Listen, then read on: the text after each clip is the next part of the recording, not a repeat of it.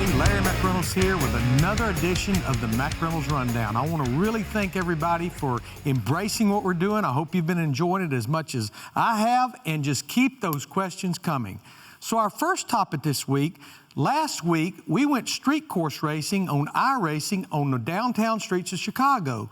Could we really see a street course racing in the future of NASCAR? Well, I've got several opinions. Before we actually did this event last week, I was very skeptical. I had no idea what to expect, but I do know this, that iRacing and NASCAR worked very closely together putting this event on.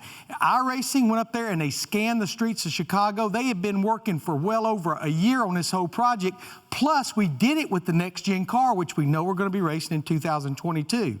I came away, even though it was a virtual event, I came away saying, you know what? I really, truly hope that next year when the schedule comes out, that we do see a street course. Now, we don't need to do 2, we don't need to do 3, we just need to do 1 and see how it comes out. And I honestly believe the next-gen car is very conducive for road course racing or street course. It's a symmetrical car. It has no offset left or right, so I think that's going to work great. But I know after watching that Pro Invitational iRacing event from the streets of Chicago, I loved it, and I only hope we do it in the real world. You know, in 2021, now that we're 16 races into the schedule, we've had 11 different winners, and certainly some of the big stories are who the winners are. You think about first-time winners, Michael McDowell in the Daytona 500, Christopher Bell at the Daytona Road Course. But to me, another big story is who has not found victory lane yet. Just think about it, Denny Hamlin and Kevin Harvick. Those two drivers last year won a combined 16 races. In fact, at this point last year, they each had 4 wins. So the question people ask me every single day is, what is wrong with Denny Hamlin and Kevin Harvick? Well, the first thing I say, if I truly had the answer, I'm sure Joe Gibbs or Tony Stewart or Stewart-Haas Racing would write old Larry Mack a big check to get that answer. Honestly, Denny Hamlin is having a good season. I mean, he has a lot of top 5s, he had a lot of top 10s. He just has not found victory lane like all 3 of his teammates have. He's the regular season points leader, so right there, if he can hold on to that for 10 more races, that's 15 playoff points. So I think Denny Hamlin on any given race weekend can pull in the victory lane. On the flip side, Kevin Harvick, the man that won 9 races last year, I see a little different story. Stewart-Haas Racing, they do not look even close to winning a race so far, but it's kind of what's going on with the Ford camp. I know McDowell won the Daytona 500. I know all 3 Team Penske drivers, they have a win, but Joey Logano won on the Bristol Dirt. Brad Keselowski won at Talladega, and I do know Ryan Blaney won at Atlanta, so it just looks like to me that the Ford camp is off. I hear the story about inspection changes. I just can't make myself believe that that's the whole problem with the 4-car and Stewart-Haas Racing. What did concern me, Rodney Childers, his crew chief last week, said, I just don't know if we're going to find what we need this year. And he also said, if we don't win, we probably don't belong in the playoffs. But I will say this, they call him Mr. Where Did He Come From, the closer. Never completely take your eye off of Kevin Harvick. Well, it's hard to believe. AllStar Race this Sunday night on FS1.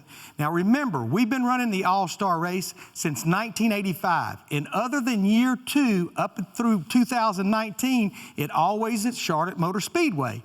Last year, we of course did it at Bristol Motor Speedway, but this year, Texas Motor Speedway. I like the timing. I always felt like we did it a little early in the season, but I like the fact that it's almost at the halfway point and it's a clean break between Fox and NBC. Now, what about my favorite format?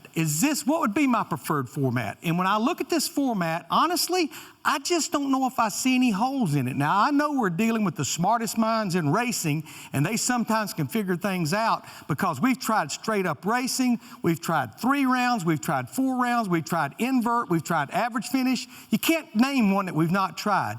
But when I look at these 6 rounds on Sunday night, I think this has a lot of potential. There's even a lot of unknowns.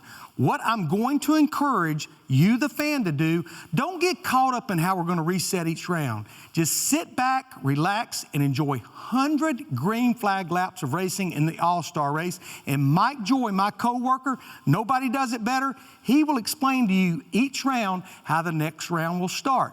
The bottom line is, it's not about points, it's not about a good finish, it's not about who finishes second, it's about $1 million. And I like that format.